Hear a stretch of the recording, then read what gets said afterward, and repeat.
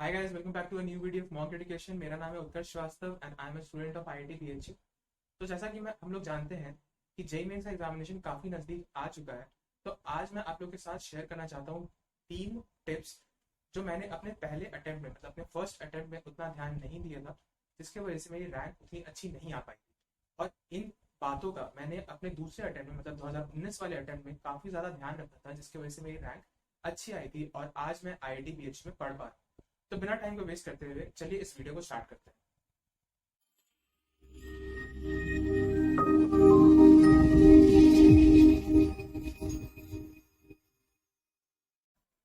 तो एक छोटा सा डिस्क्लेमर इन टिप्स को स्टार्ट करने से पहले वो ये कि ऐसा कुछ नहीं है कि जो थर्ड नंबर टिप है वो सबसे ज्यादा इंपॉर्टेंट है और जो फर्स्ट नंबर टिप है वो सबसे कम इंपॉर्टेंट है।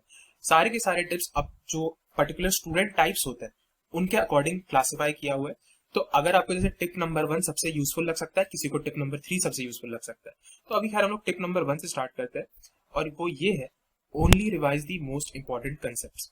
इसका क्या मतलब, बहुत सारे स्टूडेंट्स होते हैं कि वो जेई मेन से एक वीक पहले वो क्या करते हैं कि अपने सारे के सारे नोट कॉपीज निकाल लेते हैं और उसके बाद उसमें से एक एक पॉइंट को याद करना स्टार्ट कर देते हैं या कहीं रिवाइज करना स्टार्ट कर देते हैं। इससे क्या होता है कि आप जो इंपॉर्टेंट पॉइंट्स है, मतलब जो आपके मार्क्ड पॉइंट थे, आपके जो हाईलाइटेड पॉइंट्स थे, वो आप नहीं पढ़ पाते हैं। और इसके वजह से वो पॉइंट से अगर क्वेश्चन आ रहा है एग्जाम में तो आप उसे अटेम्प्ट नहीं कर पाएंगे। और एक साइकोलॉजिकल पॉइंट में मैं आप लोग के साथ शेयर करता हूँ, वो ये कि अगर आप इन हाईलाइटेड पॉइंट्स को एक बार रिवाइज करके नहीं जाएंगे तो आप लोग के पास मेंटल प्रेशर डेवलप होने लगेगा, जिसकी वजह से वहां पे अगर कोई भी क्वेश्चन आए और वो आपसे ना बने तो आपको ये लगने लगेगा कि वो इस हाईलाइटेड पॉइंट से ही आया है। ठीक है। और ये चीज आपका मेंटल कॉन्फिडेंस बहुत ज्यादा डिक्रीज कर देगा on the day of examination. ठीक है। तो सिर्फ इंपॉर्टेंट कंसेप्ट को ही रिवाइज करें, मतलब आपने जो नोट्स बनाए होंगे उसमें डेफिनेटली आपने कुछ पॉइंट्स को अंडरलाइन किया होगा, या फिर जब आपने NCERT बुक पढ़ी होगी तो आपने उसमें कुछ पॉइंट्स को डेफिनेटली हाईलाइट किया होगा। तो उन पॉइंट्स को जाएं, उसी सिर्फ पॉइंट्स को रिवाइज करें। अब बहुत सारे स्टूडेंट्स को ये दिक्कत आ जाता है कि अगर मैंने सारा का सारा कुछ एक बार और रिवाइज नहीं किया तो हो सकता है मेरे दिमाग से कोई पॉइंट स्किप हो जाए। तो ऐसा नहीं होता।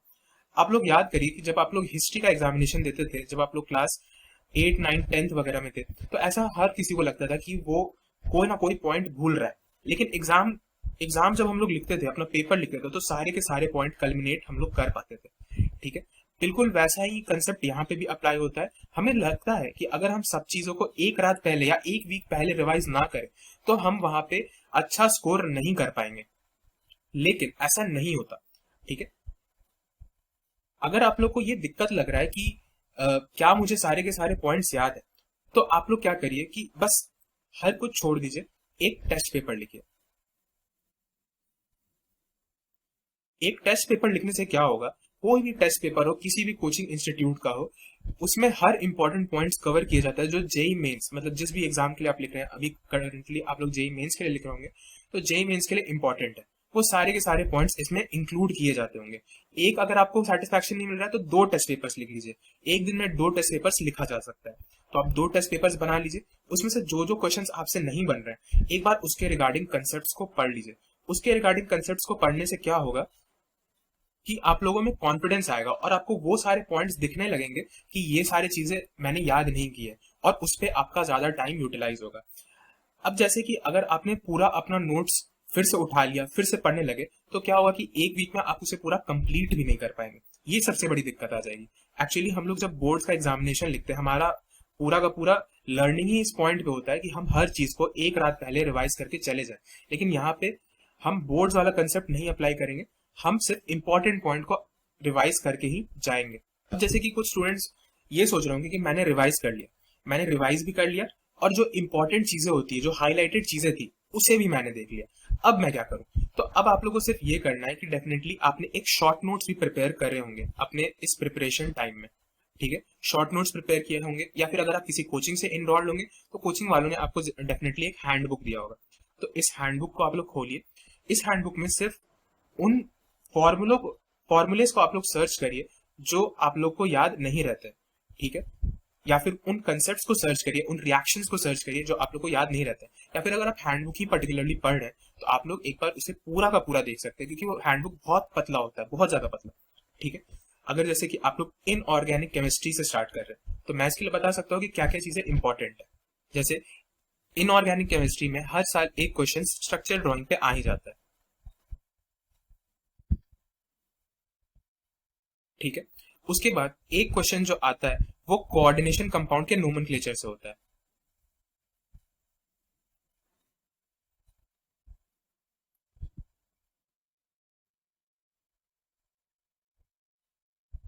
ठीक है। इसके बाद जो क्वेश्चंस आते हैं वो होता है एक आइसोमेरिज्म का क्वेश्चन, कि जो कोऑर्डिनेशन कंपाउंड जो फॉर्म करते हैं उसमें आइसोमेरिज्म काउंट करने के लिए भी पूछ सकता है कि कितने आइसोमर्स ये बना रहे हैं, सिस कितना बना रहा है, ट्रांस कितना बना रहा है। जेई मेंस का पॉइंट ऑफ व्यू से अगर बात करें तो ये बस यही पूछ लेगा कि ये क्या सिस बना रहा है या क्या ये ट्रांस बना रहा है। ठीक है। तो इस चीजों को आप लोग रिवाइज कर सकते हैं। उसके बाद अगर हम लोग आगे बढ़े तो पी ब्लॉक देखते हैं। तो पी ब्लॉक में ग्रुप 14, ग्रुप 14 भी नहीं, ग्रुप 15, 16, 17, 18, ये सारे के सारे बहुत ज्यादा इंपॉर्टेंट रखते हैं। अब अगर आपने प्रीवियस ईयर क्वेश्चन बैंक देखा होगा तो जो ग्रुप 13 और ग्रुप 14 होता है उसके कंपैरिजन में इन ब्लॉक से, इन ग्रुप से ज्यादा क्वेश्चन पूछे जाते हैं। अगर ग्रुप 15 को ही देखा जाए तो डीकम्पोजिशन ऑफ अमोनियम सॉल्ट्स वाले रिएक्शंस, फिर ऑसवर्ल्ड्स प्रोसेस। अगर हम लोग ग्रुप 16 को देखें तो कॉन्टैक्ट प्रोसेस, कौन सा कैटलिस्ट यूज करते हैं, V2O5 यूज करते हैं या फिर NO यूज करते हैं, ये सारी बातें। फिर इंटर हैलोजन कंपाउंड, अगर ग्रुप 17 की बात करें तो इंटर हैलोजन कंपाउंड हो गया, ये बहुत ज्यादा इंपॉर्टेंट है। और ग्रुप 18 की बात करें तो जेनॉन और फ्लोरीन के रिएक्शंस, और रिएक्शन होने के बाद जो जेनॉन फ्लोराइड्स बनेगा उसका ऑक्सीजन या कहें उसका वाटर के साथ रिएक्शन, ये सारे जो पॉइंट्स है काफी ज्यादा इंपॉर्टेंट हो जाते हैं। उसके बाद आता है हमारे पास डी ब्लॉक। डी ब्लॉक में सिर्फ दो कंपाउंड, KMNO4 और K2Cr2O7, ये दोनों कंपाउंड काफी ज्यादा इंपॉर्टेंट रखते हैं। तो इन दोनों कंपाउंड के प्रॉपर्टीज को आप लोग पढ़िए। इसी चैप्टर में आप लोग को मिलता है थायोसल्फेट के साथ रिएक्शन। ठीक है। मतलब सोडियम थायोसल्फेट के साथ आप लोग को रिएक्शन मिलता है, तो उसे एक बार जरूर नोट करिए और उसे एक बार रिकॉल करिए। तो उससे क्या होगा कि आप लोगों का कॉन्फिडेंस बढ़ेगा। ये वो सारे चैप्टर जिससे क्वेश्चन आता ही आता है। इतना हो गया। तो आप लोग उसके बाद पढ़ सकते हैं एस ब्लॉक। एस ब्लॉक में जो इंपॉर्टेंट ट्रेंड्स है उसको याद किया, उससे भी बहुत सारे क्वेश्चंस जेई मेंस में डायरेक्टली आ जाते हैं। जेई एडवांस में तो नहीं, लेकिन जेई मेंस के पॉइंट ऑफ व्यू से एस ब्लॉक भी बहुत ज्यादा इंपॉर्टेंट है। इसमें hardness of water, hardness of water के साथ साथ सीमेंट और उसका कंपोजिशन, ये बहुत इंपॉर्टेंट होता है। ठीक है। तो बिल्कुल इसी तरीके से हर चैप्टर से हम लोग ये सारी बातें देख सकते हैं कि कौन से चैप्टर से कौन सी चीजें हर बार पूछी जाती है। तो उन चीजों को हम लोग एक बार और रिवाइज करेंगे तो हमारा जो प्रिपरेशन है वो एस हो जाएगा, मतलब हमारा जो रैंक है वो काफी ज्यादा इंप्रूव हो जाएगा। ठीक है। तो इस पॉइंट को आप लोग बिल्कुल ध्यान में रखिएगा कि revise the most important concept only. अब हम लोग आगे बढ़ते हैं अपने दूसरे टिप की तरफ। दूसरा टिप ये है कि study on chair and table only and for 3 hours in one go. ठीक है। अब ये कैसा टिप हुआ, लेकिन ये जो टिप है ये काफी ज्यादा इंपॉर्टेंट है। ऐसा इसलिए क्योंकि जब हम लोग टेबल और चेयर पर बैठते हैं तो हमारा जो पॉस्चर है उसी हिसाब से डेवलप होता है, और हमें जो एग्जाम देना है, अपना फाइनल एग्जाम देना है, इसे हमें एक चेयर और टेबल पे ही देना है। तो ये सबसे ज्यादा इंपॉर्टेंट हो जाता है, और 3 घंटे के लिए ही देना है। ठीक है।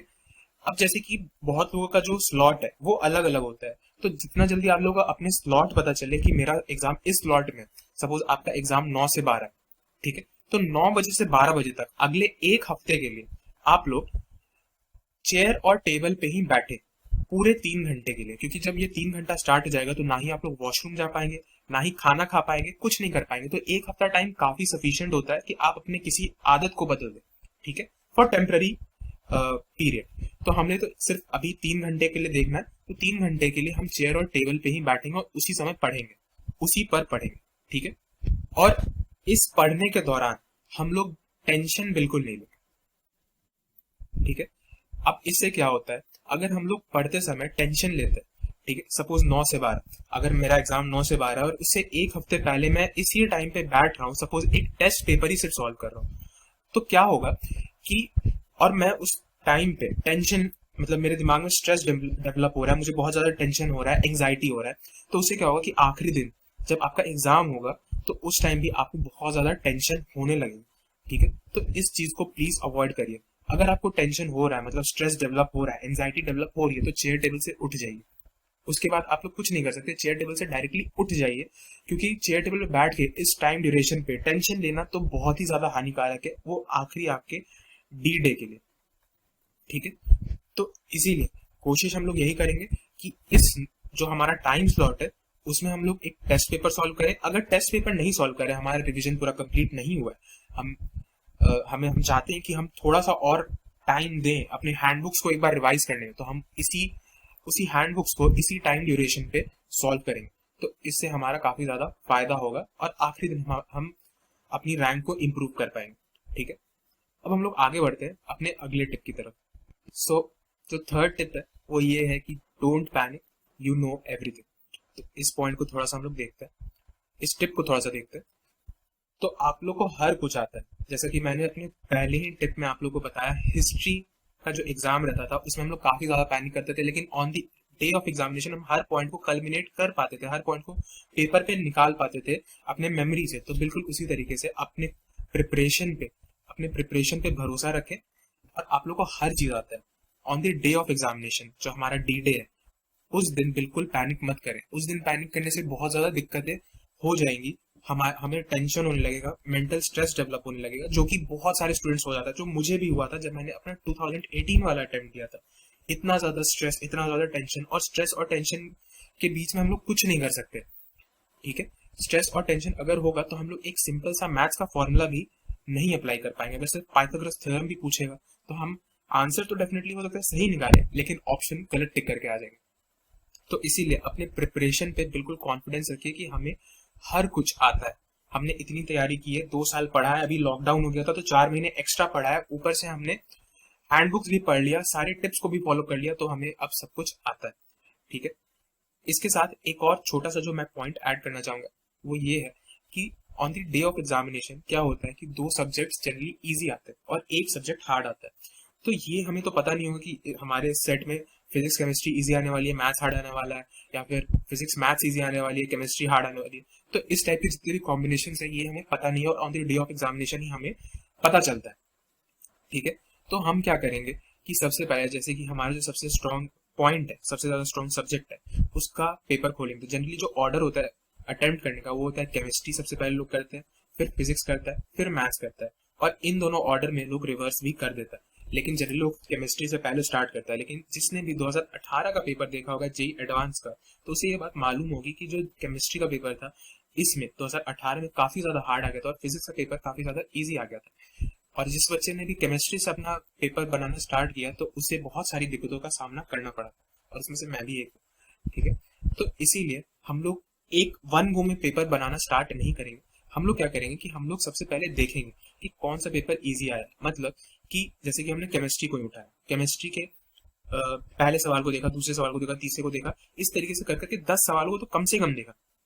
अब 10 सवाल देखने से क्या होता है कि हमें एक आइडिया लग जाता है कि ये सवाल इजी है कि हार्ड है। केमिस्ट्री से मैं स्टार्ट करने इसलिए बोल रहा हूँ क्योंकि इनऑर्गेनिक के सवाल एक लाइन के सवाल, ऑर्गेनिक के सवाल, मैकेनिज्म वाले एक लाइन के सवाल, स्ट्रक्चर देखते ही, कंपाउंड का स्ट्रक्चर देखते ही, रिएजेंट देखते ही पता चल जाता है कि रिएक्शन मैंने देखा है कि नहीं देखा है, अपने पूरे टेन्योर में, मतलब अपने पूरे प्रिपरेशन के ड्यूरेशन में इसे पढ़ा है कि नहीं पढ़ा। तो हमें ये चीजें पता चल जाती है, और अगर देखते ही पता चल रहा है तुरंत ABCD में एक चीज को टिक किया और आगे बढ़ गए।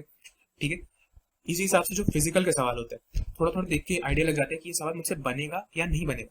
ठीक है, अगर हमें लग रहा है कि कम से कम हम 10 से 15 सवाल तो खींच सकते हैं, तो ये एक श्योरिटी हो जाता है कि हमें कम से कम 15 सवाल के करस्पॉन्डिंग तो पॉजिटिव मार्क्स मिल ही रहे, और इसका मतलब कि आगे जो सवाल है वो भी हो सकता है इजी होंगे। क्योंकि अगर केमिस्ट्री भी उठाएं तो सारे सवाल इजी नहीं होंगे, कुछ इजी होंगे, जैसे 80% सवाल इजी होंगे, इजी प्लस मॉडरेट टाइप के, और 20% ही सिर्फ हार्ड होंगे।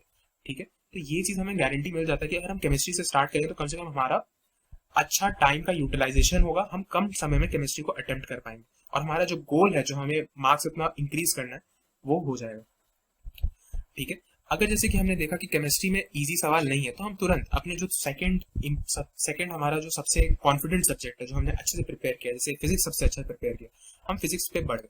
फिजिक्स के हमने सवालों को देखा, हमें लग रहा है कि ये आसान है, तो हमने इसे अटेम्प्ट करना स्टार्ट कर दिया। ठीक है, और इसी हिसाब से हम ऑन द स्पॉट हम अपने दिमाग को चलाएंगे और अपना जो सीक्वेंस है उसे डिसाइड करेंगे। ठीक है, तो इस रूल को डेफिनेटली आप लोग याद रखें कि जो 2 सब्जेक्ट है वो इजी आएंगे ही आएंगे और एक जो होगा बहुत ज्यादा हार्ड आ सकता है। ठीक है, तो इन 2 सब्जेक्ट को करके भी हम लोग अच्छे से रैंक, अपना रैंक, अच्छा परसेंटाइल ला सकते हैं।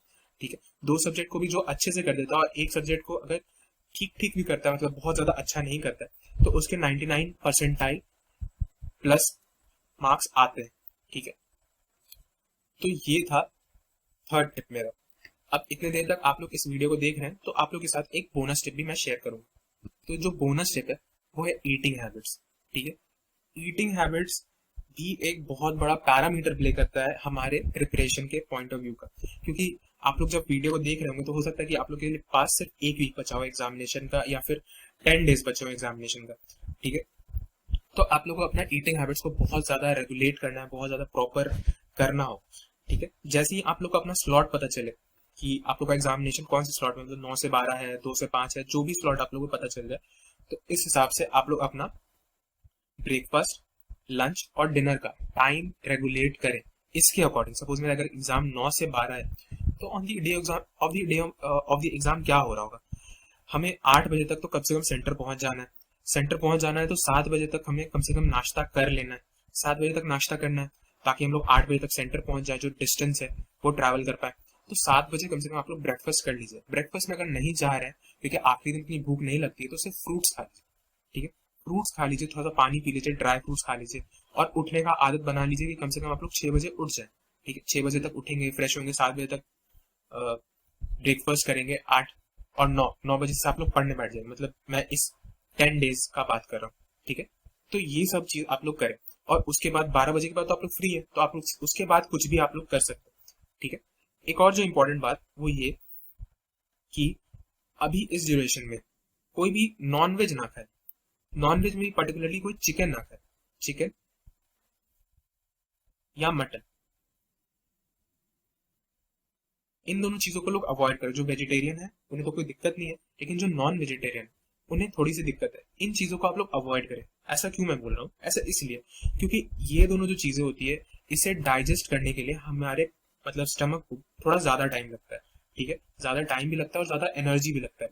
तो अगर हम लोग किसी चीज के डाइजेशन के लिए ही बहुत ज्यादा टाइम स्पेंड करेंगे या फिर बहुत ज्यादा एनर्जी अपना स्पेंड करेंगे अपने बॉडी का, तो हमें नींद आने लगेगी।